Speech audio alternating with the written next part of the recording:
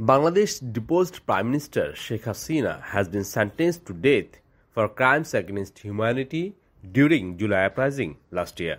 Former Home Minister Asaduzzaman Khan Kamal was also awarded death penalty, while former Inspector General of Police Chaudhry Abdullah Al Mamun, who became a state witness, was sentenced to 5 years imprisonment in the case.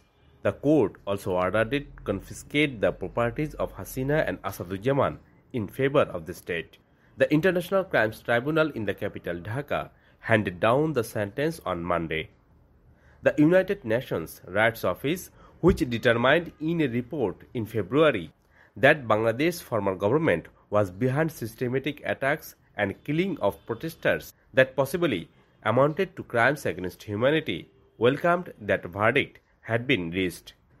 The United Nations says up to 1,400 people were killed and thousands injured as Hasina's government cracked down on protesters last year. The highly anticipated ruling, which was broadcast live on television, came less than 3 months before the first elections in the South Asian country of 170 million people since her overthrow and escape to India in August 2024.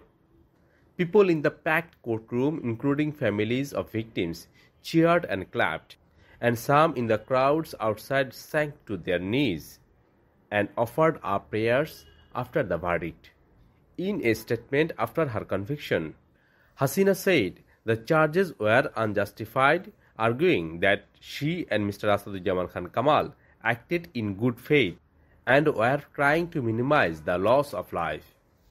This was the tribunal's first verdict on the atrocities committed during the uprising. Reacting to ousted Prime Minister Sheikh Hasina's sentencing, Chief Advisor Professor Muhammad Yunus has said that the verdict provides important, though limited, justice for the thousands affected during the July-August 2024 uprising and for the families who continue to bear the pain of their loss. The Bangladeshi Foreign Ministry urged India to immediately hand over Hasina and Mr. Asaduzzaman Khan Kamal, calling it an obligatory responsibility. India said it noted the verdict and would engage constructively without commenting on their extradition. Iqbal Farhad for Geneva 24 from Dhaka.